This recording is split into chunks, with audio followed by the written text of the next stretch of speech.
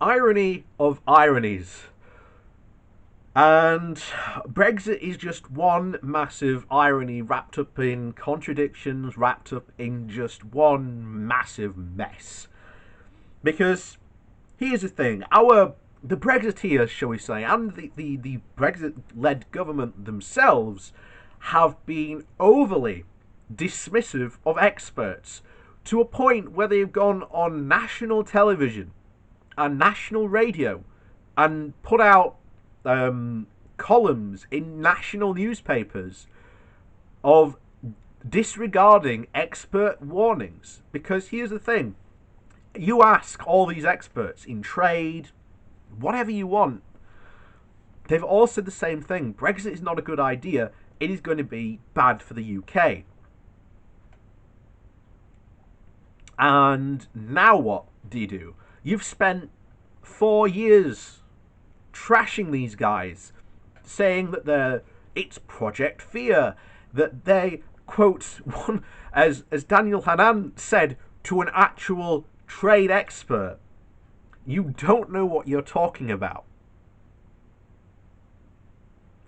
You had a rather embarrassing scene in the Parliament for the Brexiteer member who basically told a professor of economics and trade, that's her wheelhouse, that she didn't know what she was talking about, and that the bright future of the UK was assured, and that she should stop putting the UK down. So now, and here's the punchline. This is from the London Economic. A key Brexiteer is calling for experts as, quote, there are problems ahead. Problems, by the way, these experts have been warning about since the referendum, and even since before the referendum. So Iain Duncan-Smith now wants experts to help sort out Brexit. Do you remember, readers, what was it? Must have been a year, 2 years ago maybe? We went over a Tony Blair saying the exact same thing. Tony Blair basically saying, why are you down-talking experts? What are you doing to this? Sooner or later, you are going to need these experts. So, one of the leading pro-Brexit politicians, Iain Duncan-Smith, has voiced his concerns that the Brexit negotiating team isn't up to scratch and some more knowledgeable people may be needed, otherwise known as experts. Ignoring warnings ahead of the EU referendum vote in 2016, Brexit Minister Michael Gove famously claimed that people in this country have had enough of experts, but perhaps that time is over. I think there are some problems ahead for the UK, Duncan-Smith told 5 Live Politics. One of them is the quality of people now working on this. If you haven't negotiated for 40 years, you need to reach out to all those people that are involved in negotiations. The really good transactional lawyers that exist in the City of London. Proper trade economists. We've got very good ones at the moment, but we need to bring them in from the outside. This would be funny if it weren't if it weren't so frightening. This should be really worrying you if you are one of these people who lives in the UK, because our government has shown a complete callous and disregard. You've spent all these years trashing these experts, and now you've turned around and said that you want them. What on earth? Why on earth would they now decide that they're going to come and work for you, Iain Duncan-Smith? The chief negotiator is fine. All I would say is behind them you need people who are looking through absolutely everything with an understanding of what to look for, he said. We are up against the EU, and the EU's been negotiating trade deals for 40 years, so we need to make sure we draw upon talents of anybody that has skills in this area.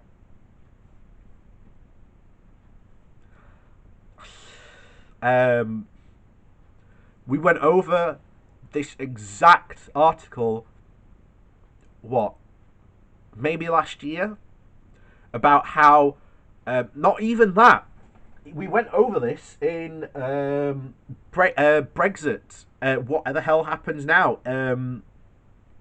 Iain Dunt's book, telling people that the UK just doesn't have any skilled negotiators anymore.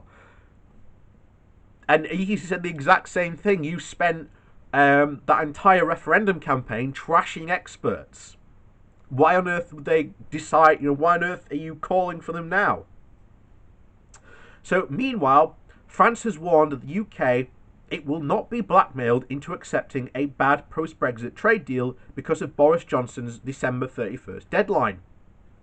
And this is what I think is a possible scenario for happening. I've said that there are two. Either A, Johnson has to relent on his deal of doing a Brexit deal by the end of this year and has to extend the transition period. He'd be an idiot not to. If this is all, then the second scenario is this just an all massive smoke and mirrors campaign to essentially try and get a no deal Brexit through, because they know that they would never ever in a month of Sundays get it through Parliament. And those, I think, are the two scenarios staring us in the face. And as I've said, the summer is where it will all kick off. And we will probably know whether they're going to get an extension by September, October. That is when you will start to see, as you may remember, from Theresa May's time, that was all people were talking about. And I think you will probably see that again around that period.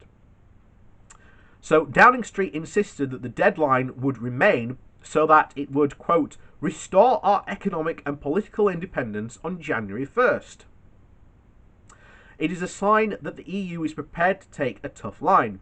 The French Europe Minister, Amélie de Marchand, insisted that her country's farmers, fishermen and businesses would not pay the price for a trade deal to be in place by the end of next year.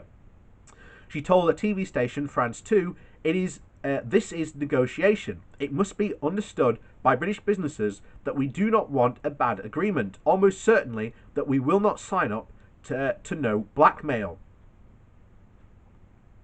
So, yeah, Europe has been very open from its negotiating position from the very beginning on this. That if you want to have access, then you have to follow our rules. If you don't follow our rules, you will not have access. And as we discussed before, the EU is big enough to be able to do that.